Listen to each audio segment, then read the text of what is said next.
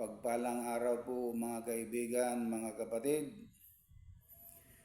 Good morning Mindanao, Philippines. Mga kapatid, mga kaibigan. Ano po ba ang nakasulat sa banal na aklat noong una na ipagamit pa ang Biblia? Ang nakasulat, ano ang sabi ng ating Panginoong Hesukristo? Tinanong kasi siya sa mga apostol kung ano ang palatandaan sa kanyang pagbabalik.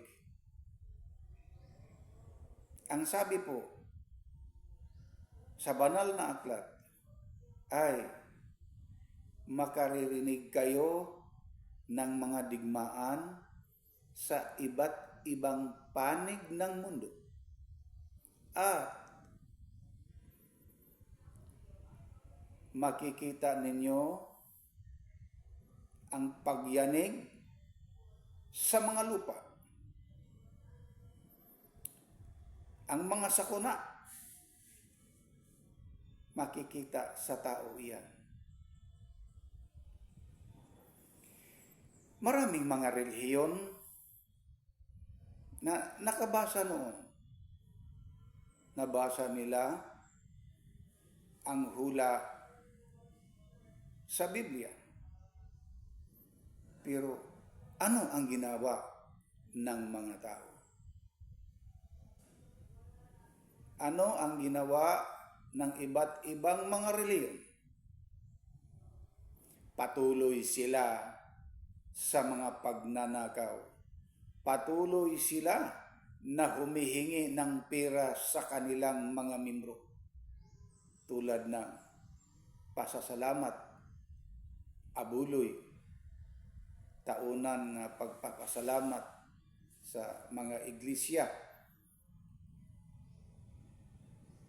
At hindi kay Iglesia ni Cristo lang ang humihingi ng abuloy. Ang Baptist ganun din. Ang Saksi ni Jehova ganun din. Ang Protest ganun din. Ang Katolisismo ganun din. Marami. Hindi ko na maisa-isa. Napakaraming mga relihiyon ginamit ang Bible, ginamit ang Biblia para lamang sa kanilang sariling kagustuhan. At nabasa na din nila yung sinabi ni Habakuk, kayong lahat na gumagawa ng mga relihiyon, ginamit ninyo ang Biblia, gusto ninyong angkinin ang buong sanlibutan para lamang sa inyong sariling kagustuhan. Sino nagsabi niyan? Hindi po ako, si Habakuk.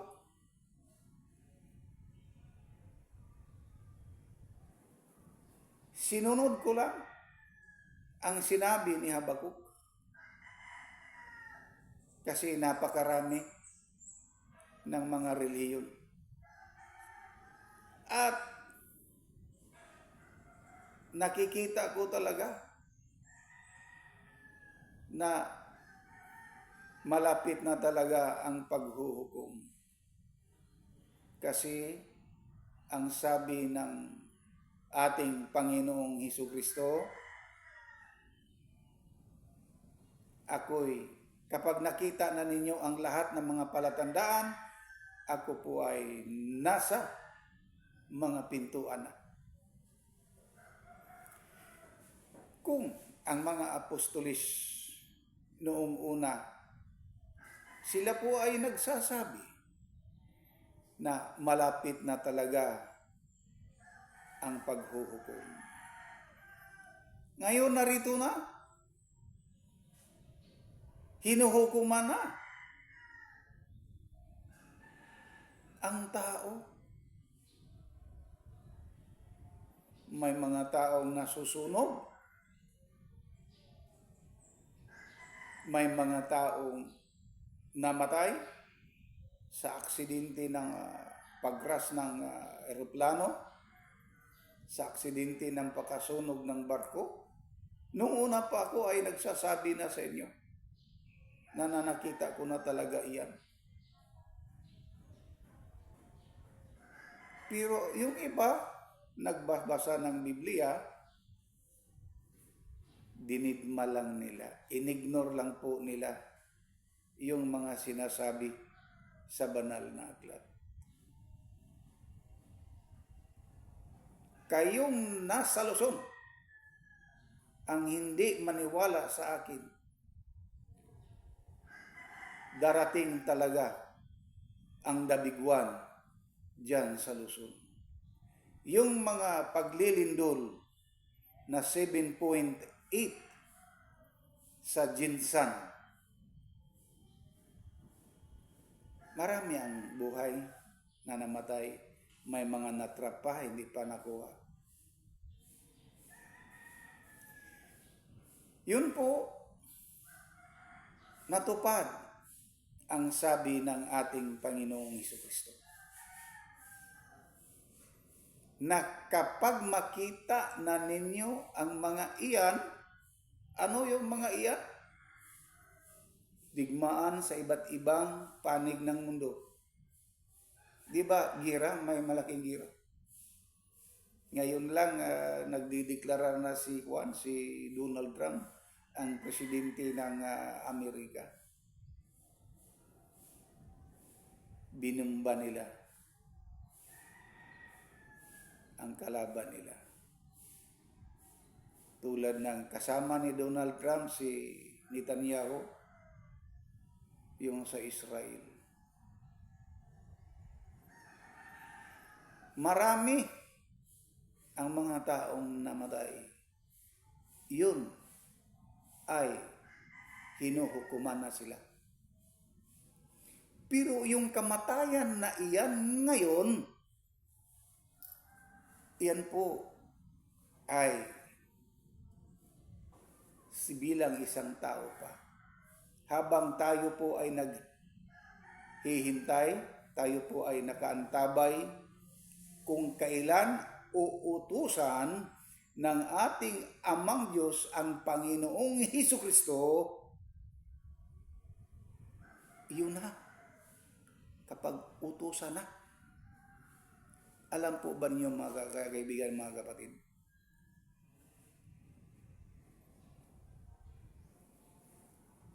Yung lindol sa Jinsan, may mayaman na tao.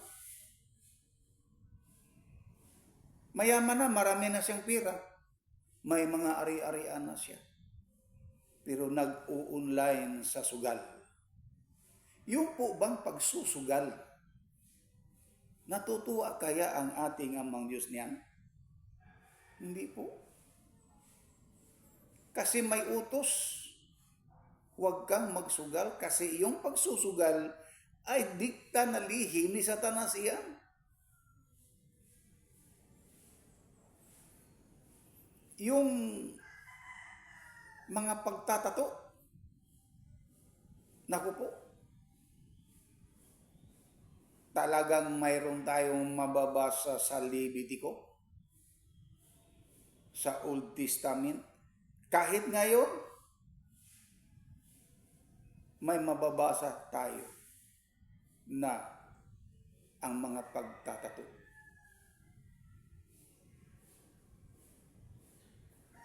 Nagagalit talaga at lalo pang magagalit ang ating Amang Diyos sa mga taong iyan sa mundo ng social media. May mga babae, punong-puno ang kanilang katawan sa mga tattoo.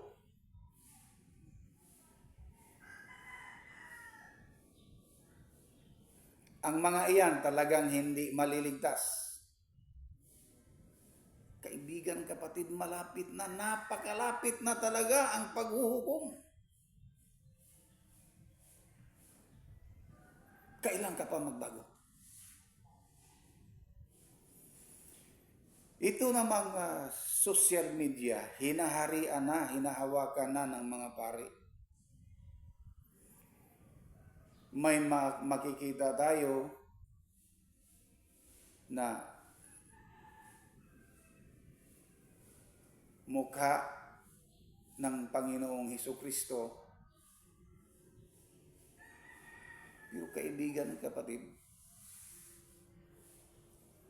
yung mukha ng Panginoong Hesukristo na nasa social media, ang sabi nila, kapag hindi daw kayo maniwala at hindi daw kayo gumamit ng amin, hindi kayo maliligtas.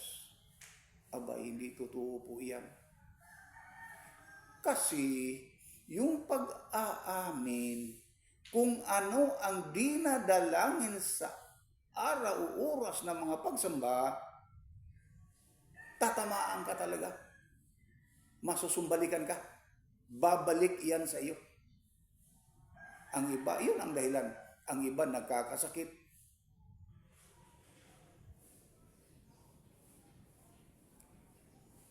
Pero kaibigan, kapatid, alam nyo, ang nagbibigay ng sakit, hindi po ang Amang Diyos. Ang dyablo po na si Satanas.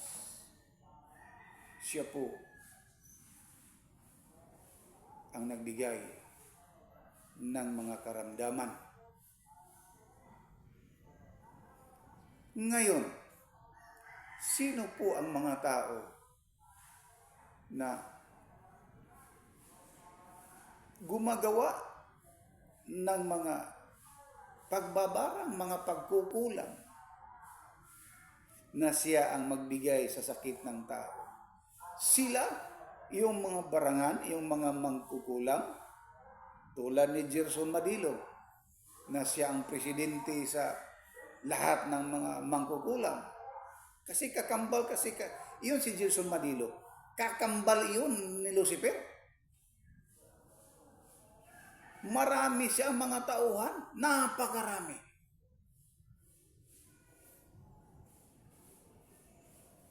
Ang mga taong iyan, tiyak na hindi maliligtas. Tatanggapin nila ang parusa ng ating Amang Diyos. Ihahagis talaga sila sa dagat-dagatang apoy na lumiliyab sa asupre. Naku po, kaibigan, kapatid, kung makakita kayo ng yung bang magsusunog ng mga wire sa kuryente, di ba nag-blue ang apoy? Parang oxygen. Ganon yung dagat-dagatang apoy na nagliliyab sa asupre. Ganon din. Naku po, nakapanindig balahibo.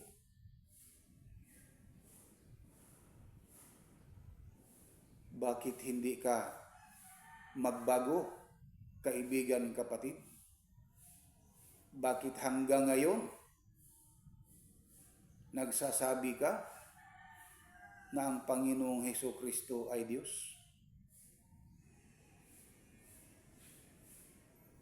Talagang hindi ka maliligtas kung ganon, kung ganyan ang paniniwala mo na ang Panginoong Hesukristo ay Diyos. Kaibigan, kapatid, sa totoo po lang, ito ang katotohanan. Lahat nalalaman ng ating Panginoong Hesukristo. Lahat, ha?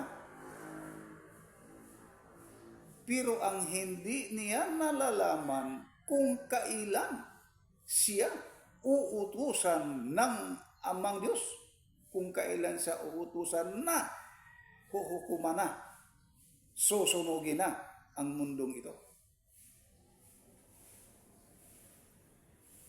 Bakit ipipilit ninyo, kaibigan, kapatid, na tawagin ninyong Diyos ang Panginoong Hesukristo. Marami po ang mga talata na nakasulat at mababasa sa banal na aklat na ang Panginoong Hesukristo ay tao, hindi siya Diyos. At pinapatunayan din po iyan mismo sa ating Amang Diyos. May marami tayong mababasa noong ipagamit pa ang banal na aklat, yung Biblia, marami tayong nababasa. Ano ang sabi ng ating Amang Diyos? Huy, tao ka lang. Ngayon, kukunin ko ang iyong buhay. Saan ka papunta?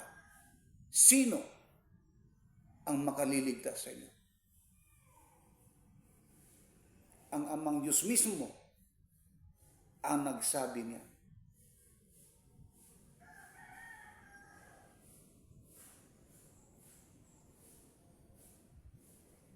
At ang ating Panginoong Hesukristo ay nagsasabi,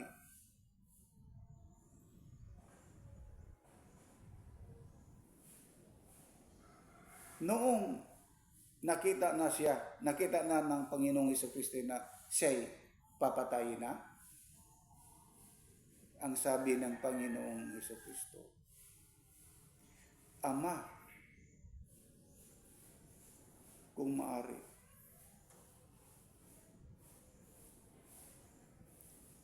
maiwasan ko ang kupa na ito.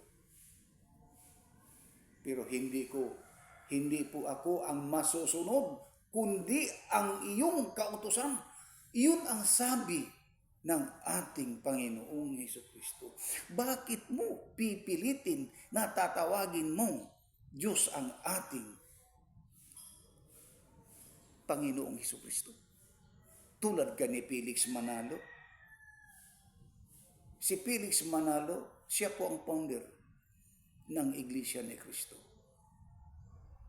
Naitayo niya ang Iglesia ni Cristo July 27, 1914. Noong malapit na siyang mamatay,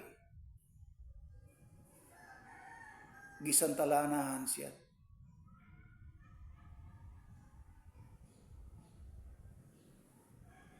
Sa Tagalog, pinapahiran siya ng langis. Sa Bisaya, gisantalanaan. Pagkatapos sa kanyang pagsasantalana, kinuha ni Satanas. Kasi itong si Satanas, papasok yan sa mga taong malapit ng mamatay. Gusto ni Satanas nga kunin niya ang kaluluwa, ang espiritu ng tao. At inuutusan yung mga ministro na pahid ng langis sa kanyang katawan na magpakuha sa pari, kasi ano ang tawag yun? No? Mangumpisal daw siya sa pari. At sumigaw si Felix Manalo ng Diyos ang Hesukristo. Naku po, kinuha ni Satanas ang kanyang kaluluwa. Alam ko na maraming mga ministro sa iglesia na alam na nila kung ano ang mga nangyayari, pero ini-ignore lang nila, dinidma lang nila.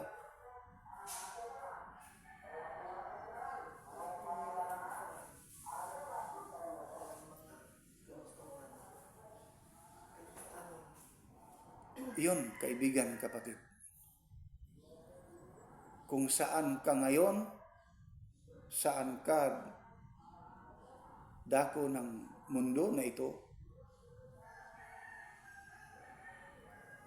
maniwala ka lang sa lahat ng mga sinasabi ko at magbabagong buhay ka na habang may buhay ka pa.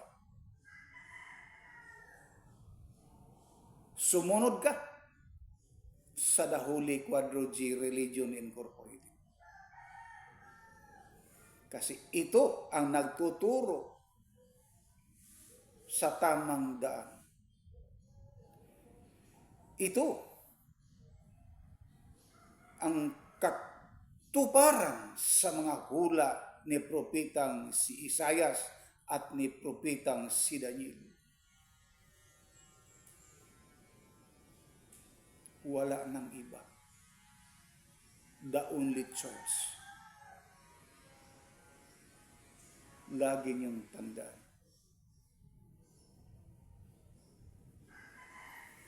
Ang hindi maniniwala sa The Holy Quadro G Religion Incorporated at hindi siya sumunod, hindi siya magbagong buhay, tiyak na siya ay ihahagis sa dagat-dagatang apoy.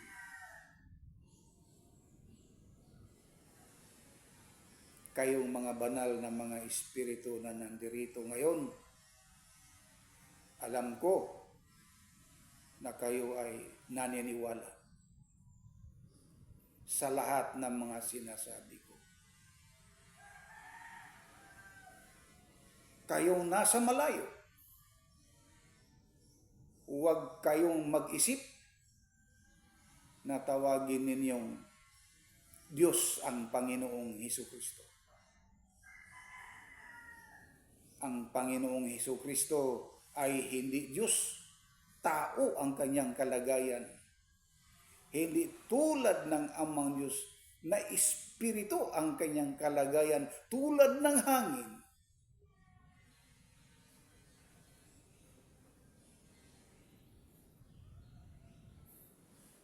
Ang Panginoong Hesukristo hindi pa niya nakita ang amang Diyos.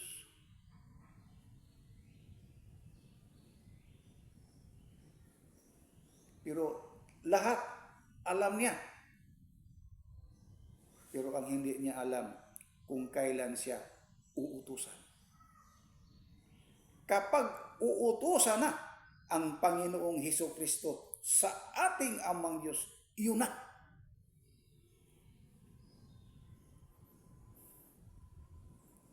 At alam po ba ninyo mga kaibigan, mga kapatid, ang bagong bayang banal nandiyan na. Yun po ang bagong Jerusalem. Kasi ang Jerusalem sa Israel, wala na. Wasak na wasak na.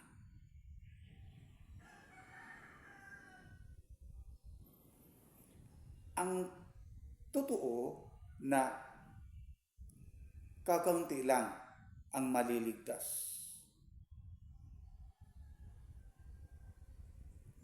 Ang huhukuman, ang susunugin tulad sa mga buhangin ubala sa kabaybayanan sa ating kadagatan, sa mga baybayin. Di ba sa mga baybayin, di ba maraming buhangin, maraming bato-bato. Alam po ba ninyo mga kaibigan, mga kapatid, itong mundong ito na ating kinalalagyan ngayon, dito susunugin ang mga tao na hindi maniniwala sa The Holy Quadro G Religion Incorporated. Nakita ko na yan nung una sa araw ng pag-uukom. Mabiak ang mundong ito. Lalabas ang dagat-dagatang apoy. Sa ilang idlap lang,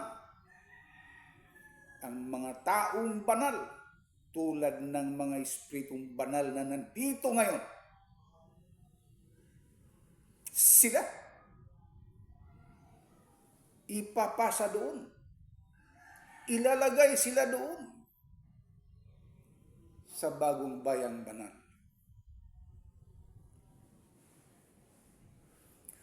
Wala ng kamatayan doon. Ang lahat ng mga taong maliligtas. Wala ng pagluha doon.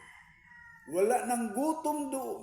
At wala ng kasakitan doon. Ang lahat. Matiwasay, kapayapaan.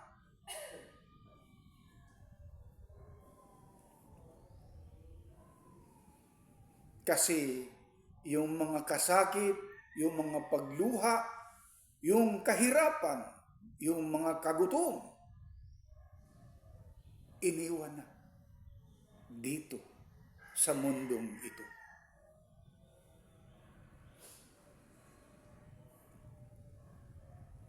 Dito maraming kahirapan. Marami ang mga taong lumuluha sa sobrang matinding kahirapan. Ang iba sa isang araw, kaisa na lang kumain. Ang iba sa isang araw, kalamang bisis na lang sila kumakain sa sobrang kahirapan. Ang iba lumuluha na lang. Ang iba nag-iinom na lang ng mainit na tubig sa sobrang kahirapan. Pero silang lahat, kapag sila'y sumunod sa The Holy Quadro, G Religion Incorporated, magbagong buhay sila. Hindi na sila gumawa ng mga kasinungalingan, mga pagnanakaw, mga kasakim, mga iba't ibang uring mga kasalanan. Sila'y sumusunod sa mga utos na aking itinuturo. Kasi itong mga tinuturo ko sa inyo mula sa ating Amang Diyos, sila'y maliligtas sa araw ng paghuhukom. Lagi nating tatandaan, mga kaibigan, mga kapatid, yun po ang aking hinihintay. Magsisisi kayo, mga kaibigan, mga kapatid, sa inyong mga nagawang kasalanan. At magbagong buhay na kayo. Sumunod, lumakad ng matuwid. Sumunod kayo sa akin. Hindi ko kayo sinisiraan. Kundi pinapayuhan ko lang kayong lahat, mga kapatid, mga kaibigan. Kayong lahat, alam ko, may maraming mga banal na espiritu na nandito ngayon. Mula doon sa dako na binabantayan ni Rafael, binabantayan ni Angelo. Marami kayo, ang iba sa inyo ay nakatayo lamang, pero hindi kayo makaranas ng pagod, kapoy, sapagkat kayo ay mga banal na espiritu. Ito ang karunungan na ibinigay sa akin ng ating Amang Diyos, na makikita ko kayong lahat.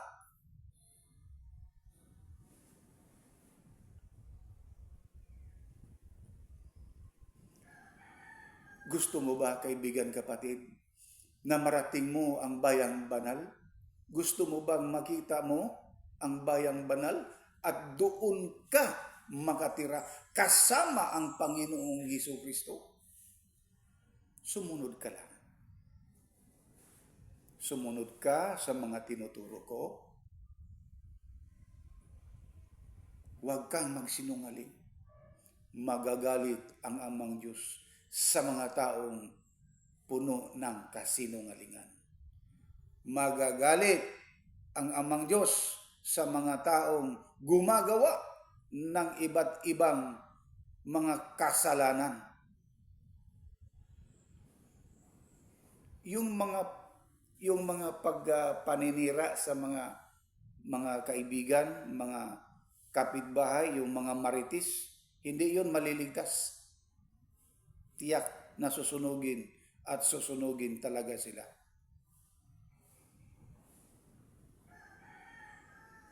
Lalo na ngayon, dito sa ating bansa, kahit hindi dito sa ating bansa, marami dito sa ating bansa, kung sino ang mga taong, mga matinong mga tao, gumawa ng mga kabutihan, ay inaakusahan.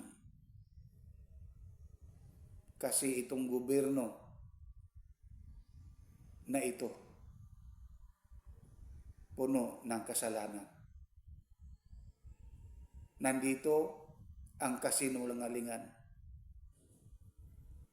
Marami ang mga taong nagtatawag sa pangalan ng dyablo na yan.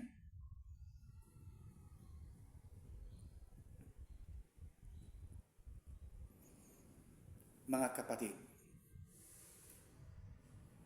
sino sa inyo ang gustong marating ang bayang banal? At sino sa inyo ang gustong susunugin? Alam kong walang tao na itaas niya ang kanyang mga kamay. Gusto niyang susunugin. Talagang wala. Gusto ng tao na marating niya ang bayang banal. Kasi alam ng tao, lagi nating tatandaan, yung bayang banal, wala ng pagluha, wala ng kasakit, wala ng gutom. Kasi the past is past. Wala na iyan. Doon sa bayang banal, ang lahat ay matiwasay, mapayapa.